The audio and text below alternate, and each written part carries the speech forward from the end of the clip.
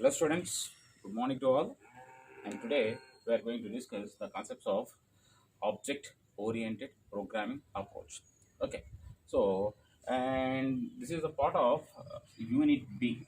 This is a part of Unit B, and from this chapter you are going to learn how come the programmer may able to provide the solutions for all kinds of real-time problems. Then, coming to the point, so why does it is so popular than any other programming approach?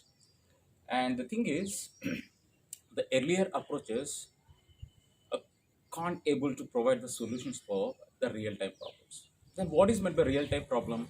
The real-time problem is like in our daily life, when we face any problem, like suppose if I want to send money to my friend, then that is a problem, and that is a real-time problem.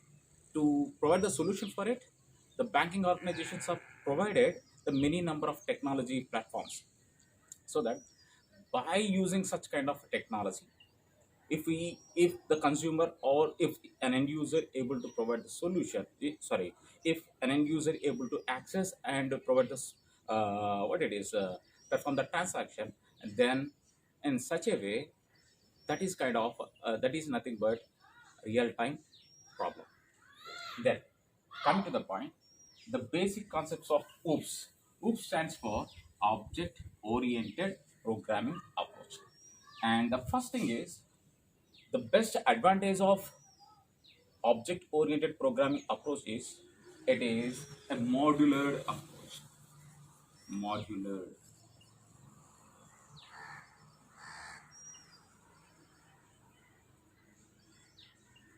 It is a modular approach. So, what is meant by modularization?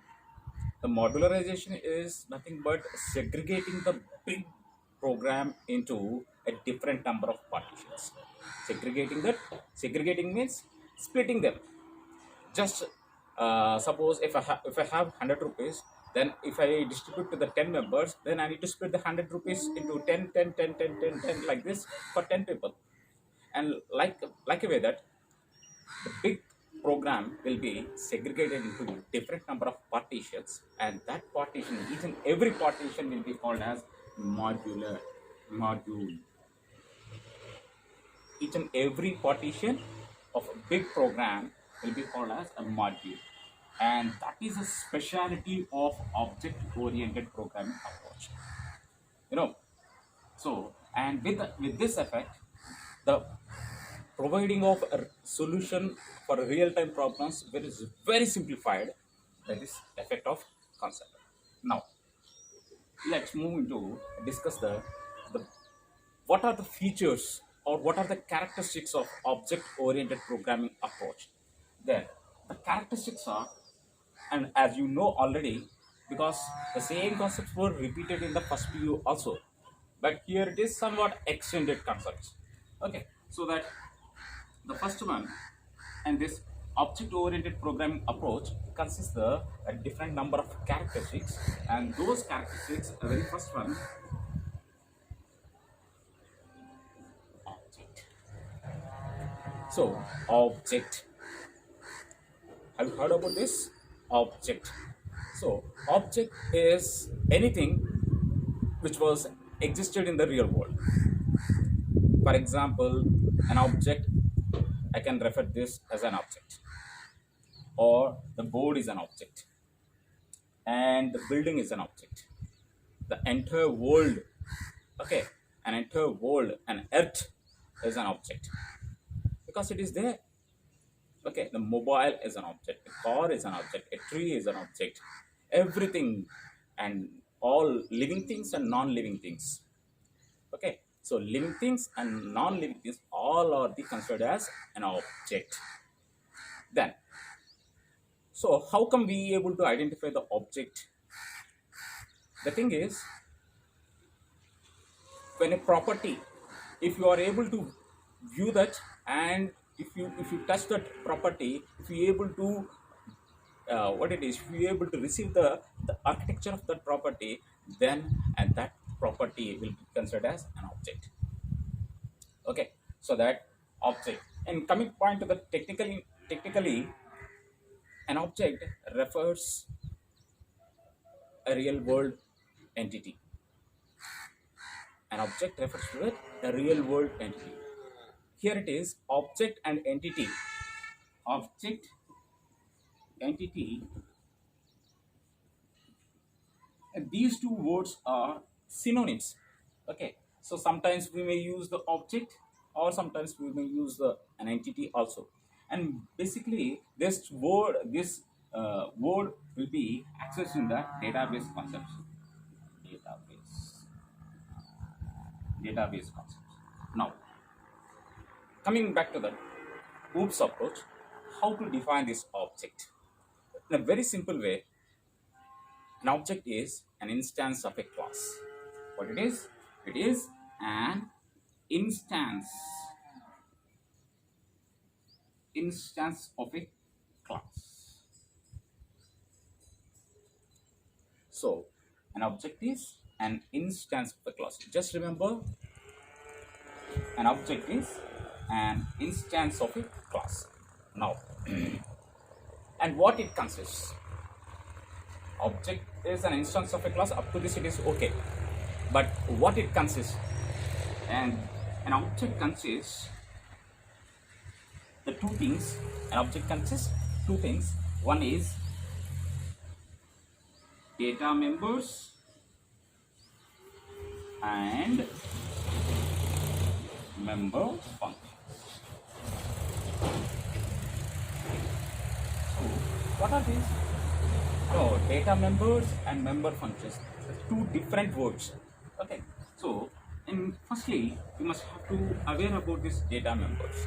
No, data members basically refers to that the basic properties of any object.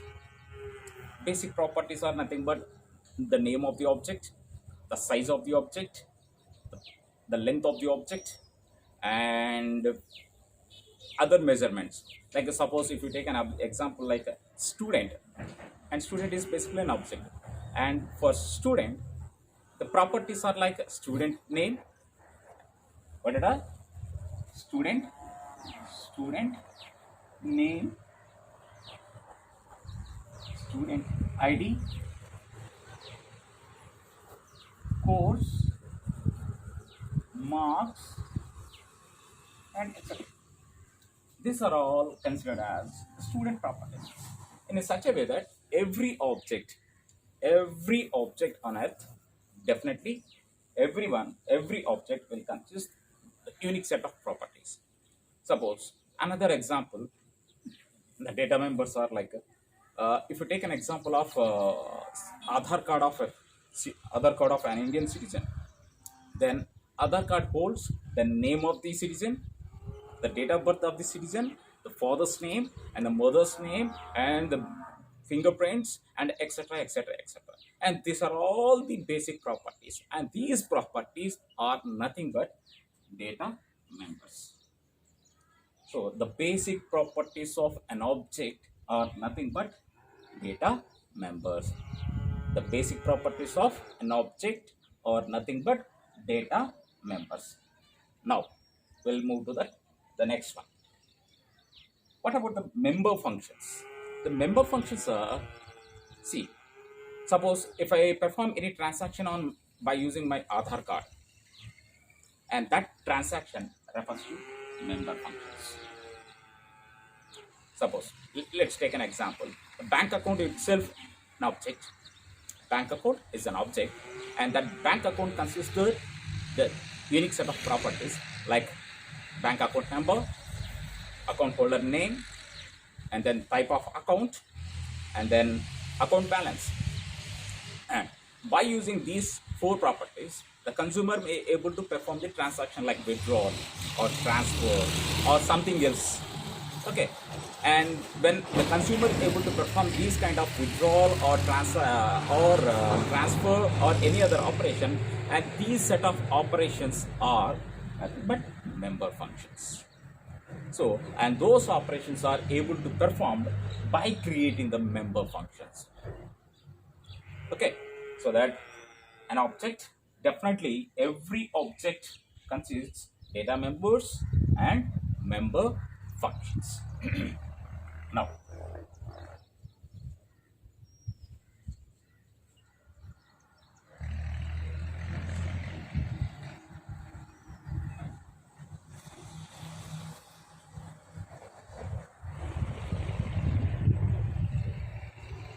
no, now the next term is the most important one, class.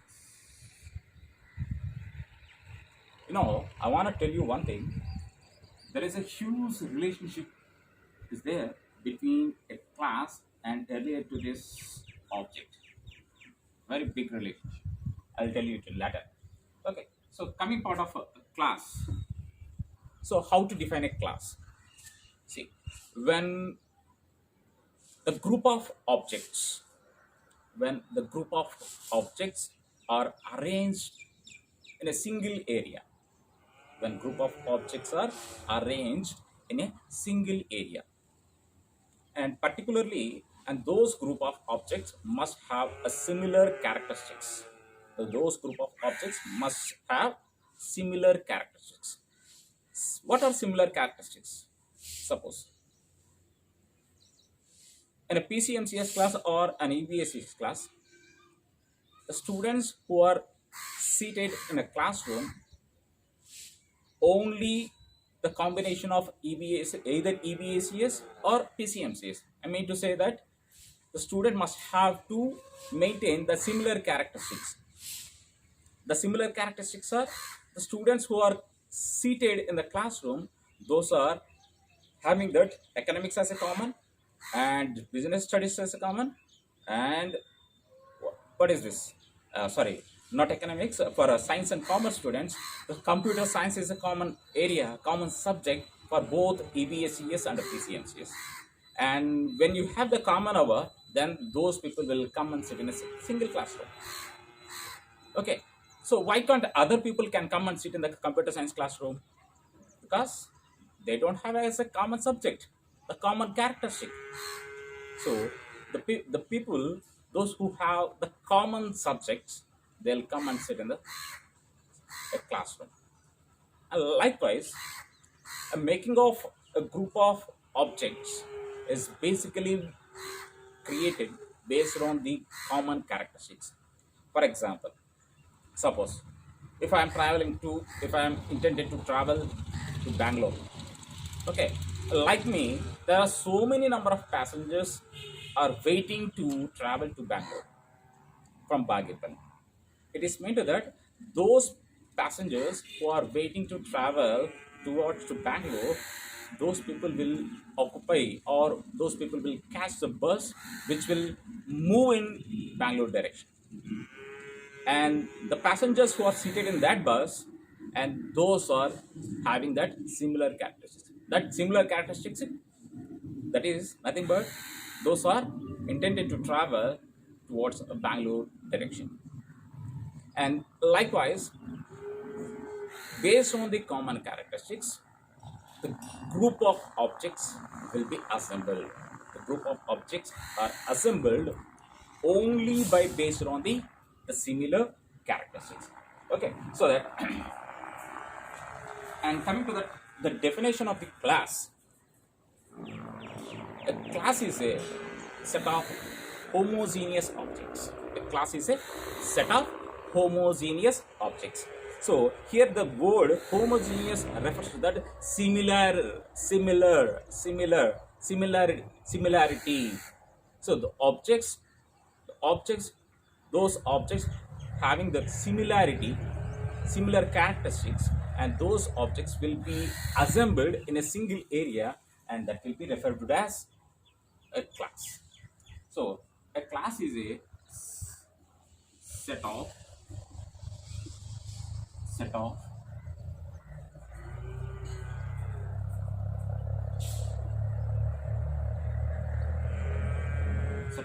homogeneous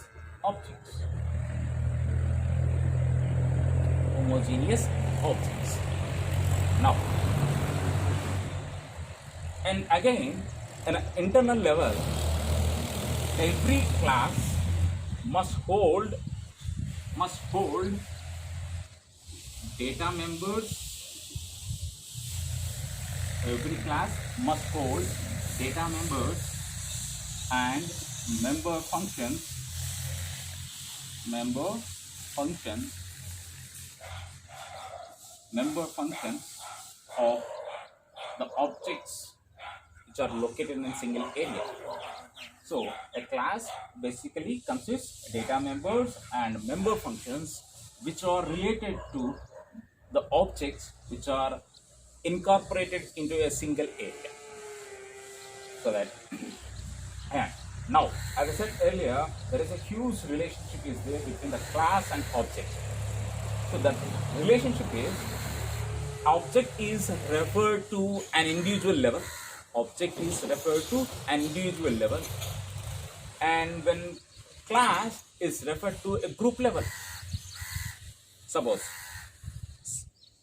no, exactly, I'm an object and of a teacher group. Okay, and then now I'm doing a class as an individually, so that the object refers to that an individual level. When I'm in a meeting, or what it is, when I'm in group, all the teachers were included. So like that, a class refers to group level, and an object refers to an individual level.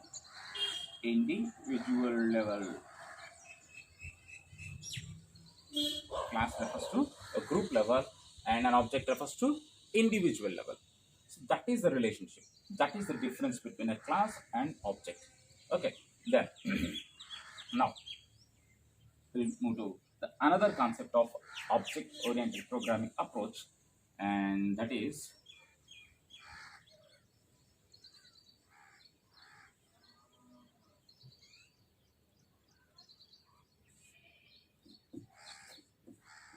data abstraction. Data abstraction. So, see, I want to tell you one thing. The features of object-oriented program all are derived by analyzing the human life. Okay, and for time being, see this data abstraction. Okay, and the data abstraction, suppose if you take an example, a car.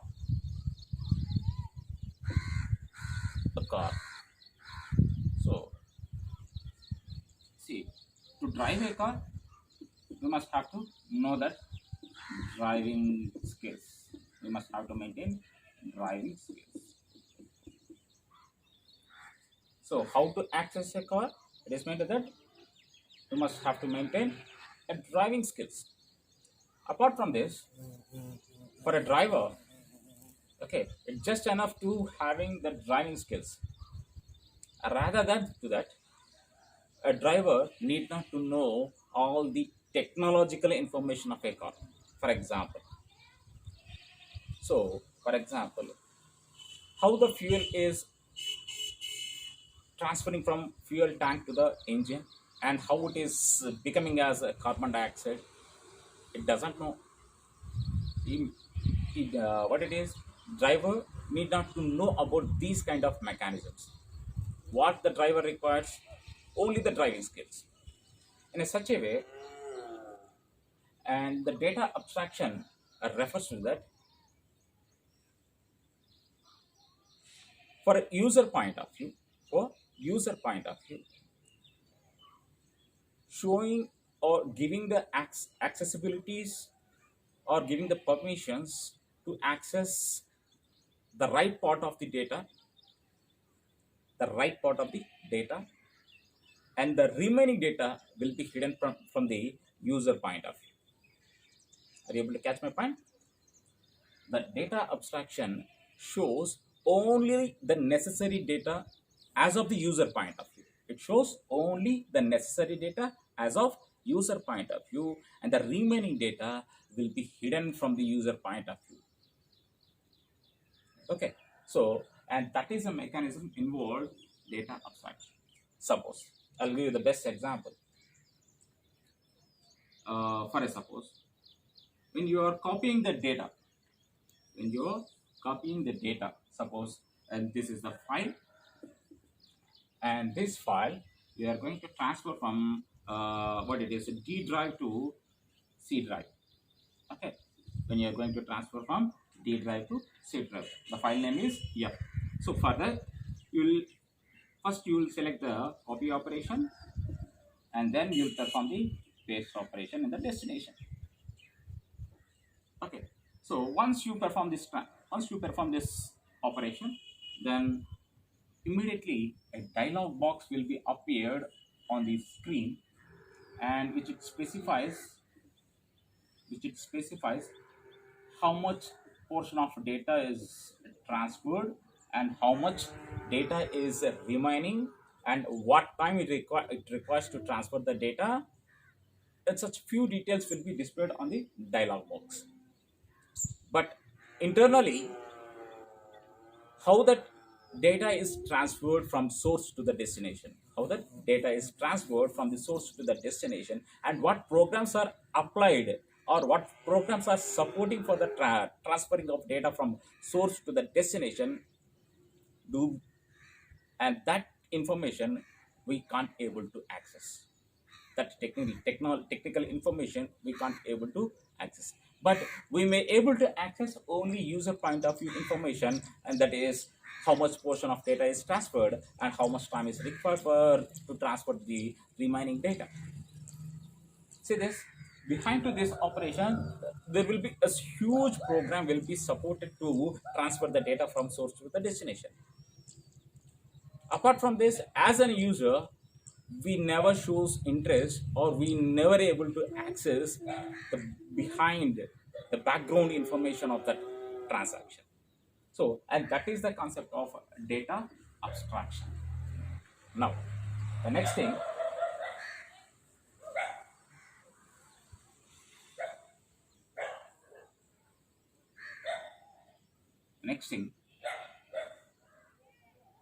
data encapsulation. Data encapsulation. Now, data encapsulation. See, as we discussed earlier, a class holds the data members and member functions. Now, coming to the data encapsulation, it refers to that the process of combining the data members and member functions into a single area. Just the responsibility of encapsulation is just to make as a group of data members and member functions into a single area. It is a process of combining the data members and member functions into a single area or single unit. Single unit, and this mechanism is nothing but encapsulation. The process of combining data members and member functions into a single unit is known as data encapsulation.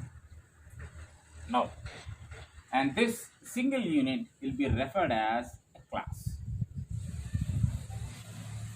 Single unit will be referred as a class. Now, the next thing is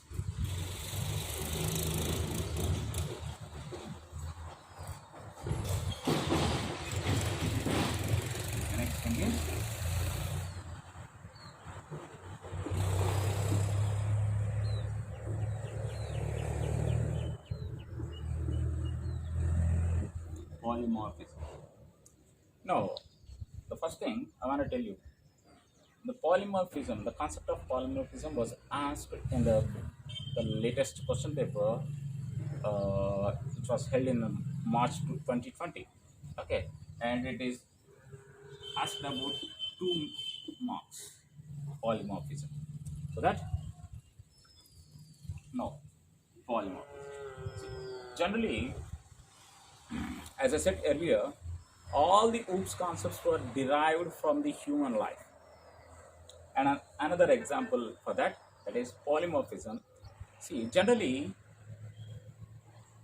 as a personally, okay, the way I behave in a classroom,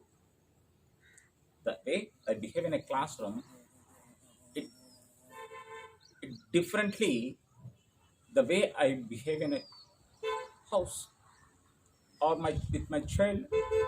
Okay, so that, see, based on the circumstances and based on the opponent person, the attitude, the behavior of a person, the behavior of human being will be changed. Suppose, for example, students, when students are with their friends, then their attitude is different. When the students are with the teacher, their attitude is different. When the students are with their parents, their attitude is entirely different. But the object is same, that is student.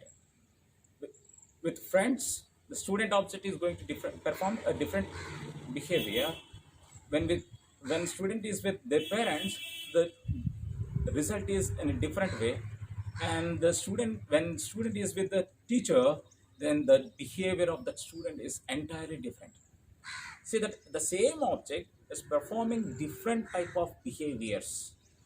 The same object is performing different type of behaviors, and this is nothing but multi-personality or multi-attitudes. Okay, so that in the same way, the same concept refers to that. Here it is a polymorphism. See, generally, polymorphism refers to that one name, many forms.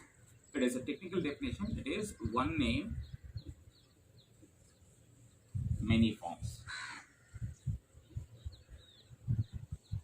One name, many forms. So what is this? What is one name and what is many forms? And one name is refers to that by using a single operator, or by using a single function name,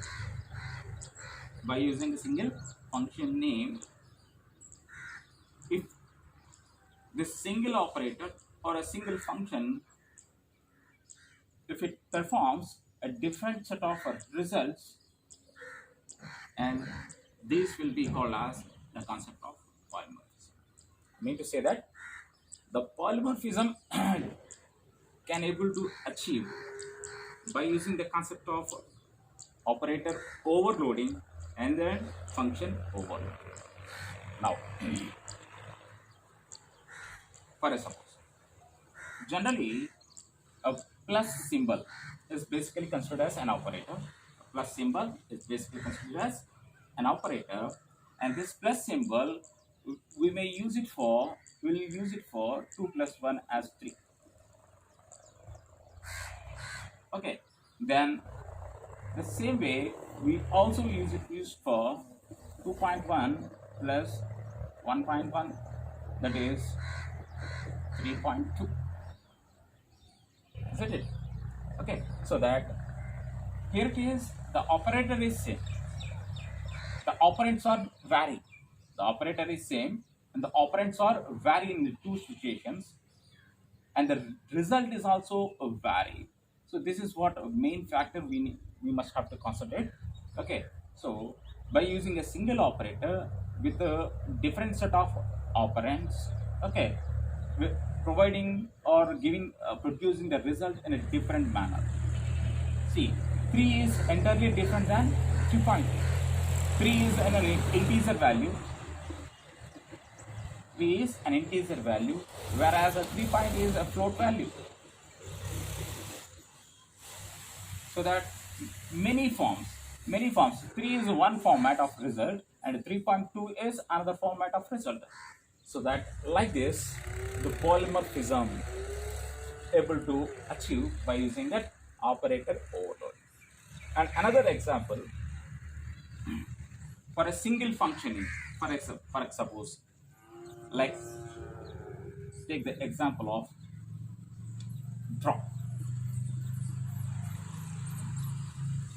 So draw draw means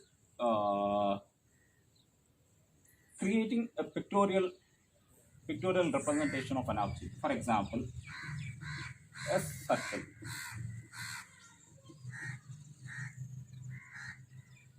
And again, by using the same function, I may able to draw a rectangle. By using the same function, I may able to draw what it is, an oval. And like this, I may able to draw a different number of shapes. How come it is possible? How come a single function is able to provide a different type of result? And for this, it depends. A single function name will give or the produce different type of results based on the arguments represented in the function. Based on the arguments represented in the function. So here it is.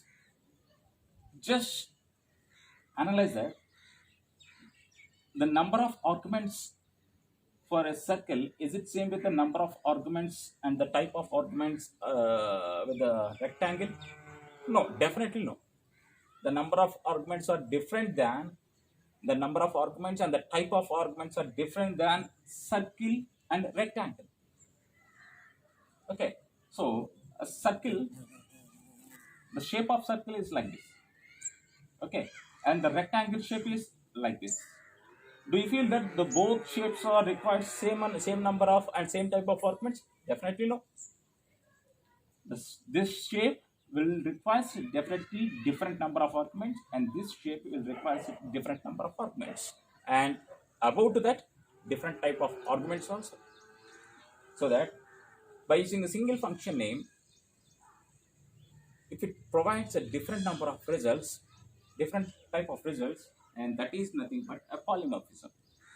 Okay, so that these are the a few concepts and the few concepts of the object-oriented programming approach, and the rest of the concepts we'll discuss it in the next session. Thank you.